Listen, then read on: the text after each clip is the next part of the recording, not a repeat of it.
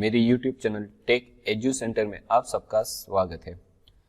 Analogue electronics tutorial lecture के तहत आज के लेक्चर में हम फेज शिफ्ट ऑसिलेटर के बारे में डिस्कस करेंगे। दोस्तों, ये tutorial series Gujarat technological university के तहत जो इंजीनियरिंग कॉलेज है उसमें ऑफर किया जा रहा subject analog and digital electronics ADE, जिसका सब्जेक्ट कोड है 3130907 के सिलेबस अकॉर्डिंग टू चल रही। तो अगर आप गुजरात टेक्नोलॉजिकल यूनिवर्सिटी के स्टूडेंट हो और आपको ये सब्जेक्ट ऑफर किया जा रहा है तो आपके लिए ये ट्यूटोरियल सीरीज बहुत ही महत्वपूर्ण साबित होगी। दोस्तों, इसके आगे के लेक्चर्स में हमने ऑसिलेटर्स के बारे में डिस्कस किया था, तो पहले थोड़ा रिवीजन कर लेते हैं। ऑसिलेटर्स क्या होता है? ऑसिलेटर्स मतलब कोई ऐसी सिस्टम जो आपको सेम एम्पलीट्यूड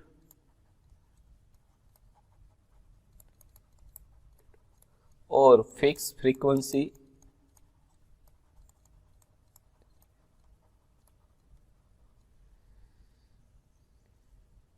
सिग्नल जनरेट कर दे, वो आपका ऑसिलेटर होता है। लेकिन इसके लिए एक कंडीशन होती है जहां पे हम कोई भी इनपुट सोर्स या इनपुट सिग्नल अप्लाइड नहीं कर रहे हो। तो oscillators is a system which provide the same amplitude same frequencies without the any kind of the source.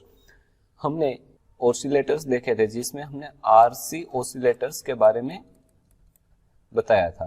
तो RC ऑसिलेटर्स के अंदर जो मेन दो टाइप्स है, तो RC ऑसिलेटर्स के अंदर जो मेन टू टाइप्स हैं, एक तो फेज शिफ्ट ऑसिलेटर और दूसरा है वेन ब्रिज ऑसिलेटर्स, जिसके बारे में हम आज और आगे के लेक्चर्स में डिस्कस करेंगे। तो दोस्तों, अगर अभी तक आपने ऑसिलेटर्स का वीडियो लेक्चर्स नहीं देखा तो प्लीज देख लीजिएगा, जिनसे आपको आज के लेक्चर्स में ठीक से समझ में आए। तो शुरू करते हैं आज का lectures. Phase shift oscillator.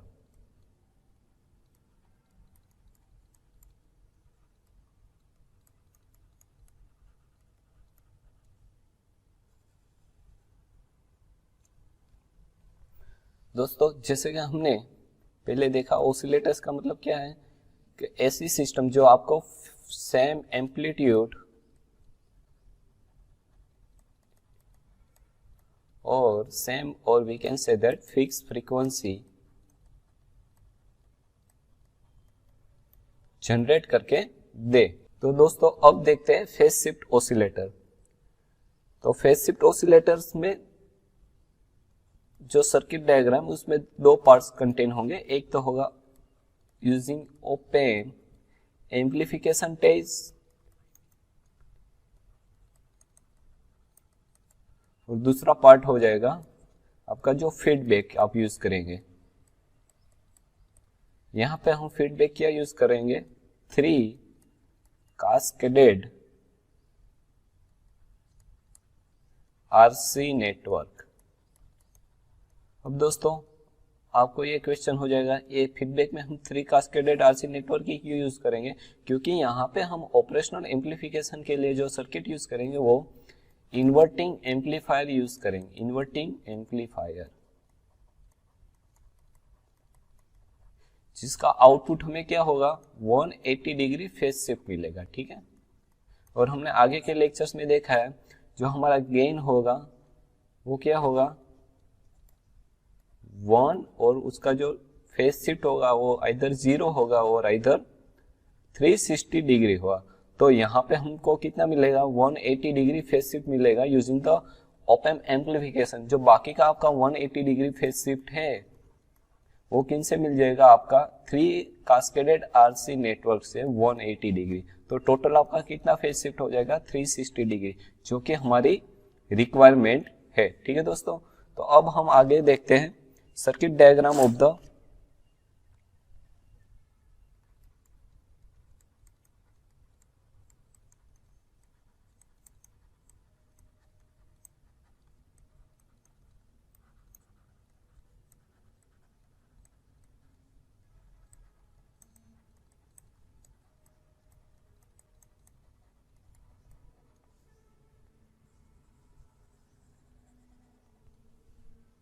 Circuit diagram of the phase shift oscillator. दोस्तों, साथ में सर्किट डायग्राम ड्रॉ करने की हमेशा प्रैक्टिस रखिएगा, जिनसे आपको सर्किट डायग्राम मेमोराइज हो जाएगी, जिनसे आपको एग्जाम के टाइम पे कंफ्यूजन क्रिएट ना हो। ठीक है दोस्तों यहाँ पे हम क्या यूज कर रहे हैं, इन्वर्टिंग एम्पलीफिकेशन, मतलब कि आपका जो नॉन इन्वर्टिंग टर्मिनल होगा वो आप क्या कर दोगे, ग्राउंड कर दोगे। ठीक है, फीडबैक यूजिंग आप इन्वर्टिंग टर्मिनल देंगे।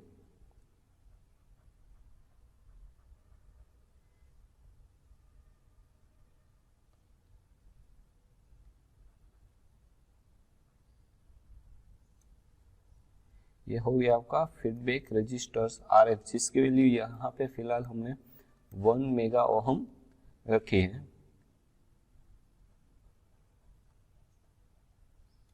ये हो जाएगा आपका इनपुट रेजिस्टेंस R1,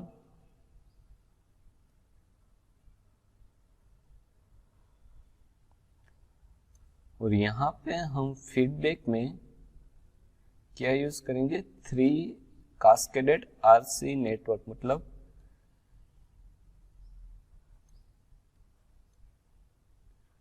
जो हमें क्या देंगे 180 डिग्री फेज शिफ्ट, जिसका मतलब यहाँ पे ये भी हम कह सकते हैं 1 कास्केडेड कनेक्शन आपको 60 डिग्री फेज शिफ्ट देगा। तो टोटल आपका कितना हो जाएगा 3 कास्केडेड नेटवर्क की वजह से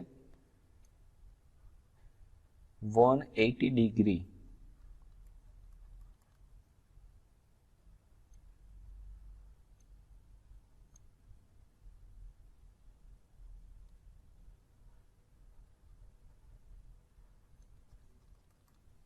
यहाँ पे वैल्यू ऑफ द कैपेसिटर की 0.1 माइक्रोफेराडे है हर जगह। ठीक है दोस्तों, और वैल्यू ऑफ द R यहाँ पे 3.3 किलो ओहम, हर जगह किलो ओहम है।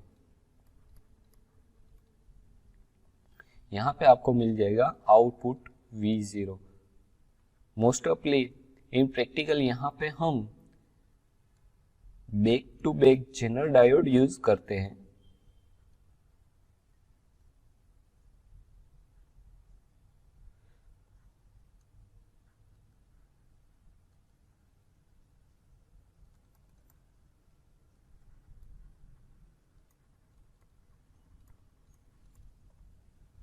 तो दोस्तों ये तो हो गई आपकी circuit diagram of the phase shift oscillator. यहाँ पे ये पोर्शन आपका क्या है, फीडबैक कनेक्शन है,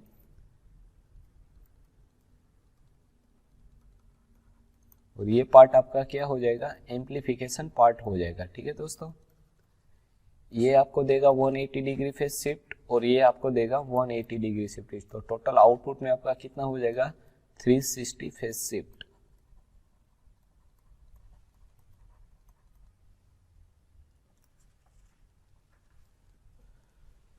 So here we can say that the op-amp is used for the inverting mode. Therefore, the any signal which appears at the output of the operational amplifier has the 180 degree phase shift, and we know that for the oscillation purpose we require the either 0 degree or the either 360 degree. So another 180 degree phase shift we achieve by the using 3 RC connected network.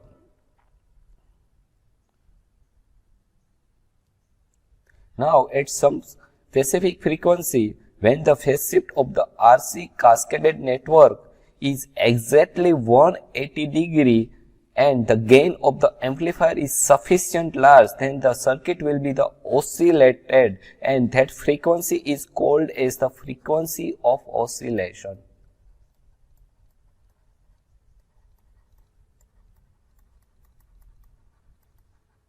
और आप उसे F0 से ज्यादातर हम उसे denotate करते हैं, मतलब एक ऐसी फ्रीक्वेंसी जहां पे आपका आरसी नेटवर्क आपको कितना फेज शिफ्ट दे रहा है 180 डिग्री, और जो लार्ज गेन होना चाहिए कितना होना चाहिए 1, जब मिल जाएगा तो वो फ्रीक्वेंसी पे आपको ये सर्किट क्या देगी, ओसिलेशन देगी।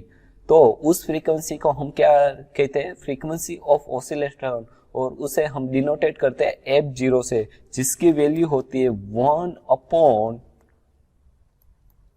पाई √6 RC, जिसको हम इवेल्यूट करके कह सकते हैं 0.065 1/RC। सो नाउ दोस्तों, अब इस फॉर्मूला बेस पे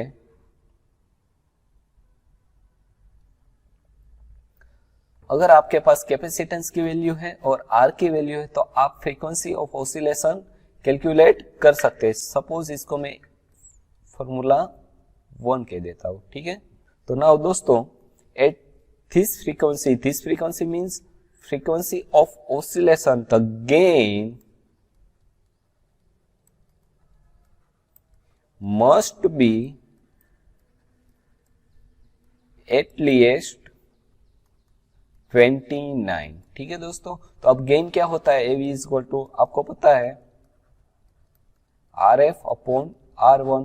तो यहाँ पे गेन कितना होना चाहिए फ्रीक्वेंसी ऑफ ऑसिलेशन पे, एटलीस्ट 29 से ज्यादा हो तो चलेगा, लेकिन कम से कम 29 तो होना ही चाहिए। तो हम 29 वैल्यू को कंसीडर करके चलते हैं। तो 29 is equal to RF upon R1, जिनसे हम कह सकते हैं कि हमारी फीडबैक रेजिस्टेंस की वैल्यू क्या होनी चाहिए, 29 times greater than the value of input resistance. इसे हम कह देते हैं इक्वेशन नंबर 2। तो दोस्तों यहाँ पे हमारे पास दो इक्वेशन हो गए। एक तो इक्वेशन हो गया F0 is equal to 0.065 upon RC, और दूसरा हो गया हमारा equation RF is equal to 29 R1। अब दो इक्वेशन बेस पे हम कोई भी वेन ब्रिज, कोई भी phase shift oscillation circuit draw कर सकते हैं, depends on our required oscillation frequency. मान लीजिए, चलो हम देखते हैं, एक एग्जांपल देख लेते हैं। मान लीजिए कि आपको F0 मतलब 200 hertz base 200 hertz oscillation frequency चाहिए, तो हम कंसीडर कर लेते हैं capacitor C is equal to 0.1 micro farad. तो यहाँ पे हम इसके बेस पे हम R की वैल्यू फाइंड आउट कर सकते हैं। R की वैल्यू क्या हो जाएगी 0.065 अपॉन F0 कितना है यहाँ पे 200 और C कितना है 0.1 माइक्रो फेराडे। तो टोटल कितना हो जाएगा RF, अगर इसको आप सिंप्लीफिकेशन करोगे then you get the 3.25 kilo ohm. तो यहाँ पे आपको R की वैल्यू मिल गई। अब दोस्तों, जो फीडबैक रेजिस्टेंस है वो किन पे डिपेंड है, R1, और R1 आपका किन पे डिपेंड होता है, R। जनरली R1 क्या होता है 10 टाइम्स ग्रेटर देन R, मतलब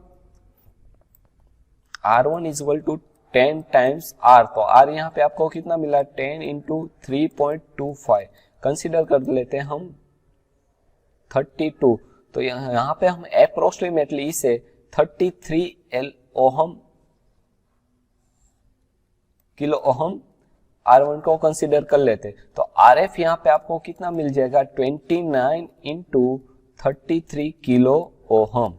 तो इसकी वैल्यू कितनी हो जाएगी 957 किलो ओहम, जो अप्रोक्सीमेटली 1 मेगा ओम होता है, जो हमने यहाँ पे कंसीडर कर रहा है, यहाँ पे कर रखा है हमारी सर्किट पे। इसीलिए मैंने यहाँ पे RF कितना लिया है 1 मेगा ओम लिया है for the 0.1 microfarad capacitance, and R कितना लिया है यहाँ पे 3.3। अगर आप यहाँ पे C की वैल्यू चेंज करोगे और इधर F0 की वैल्यू चेंज करोगे तो यहाँ पे वैल्यू ऑफ द R और RF will be the change.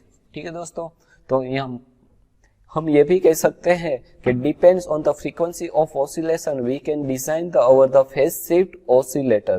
तो दोस्तों, अगर अभी तक आपको आज के लेक्चर्स में थोड़ा सा भी डाउट है तो प्लीज कमेंट में, जिनसे मैं आपके कमेंट में आपका डाउट सोल्व कर सकूं।